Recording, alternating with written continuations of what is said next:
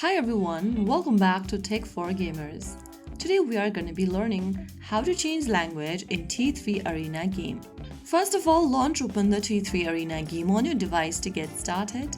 Once you're inside this lobby screen, go to the upper right corner and tap the three horizontal menu buttons. From the expanded menu, click Options. After you open up this Options tab, go ahead and click on the Account button.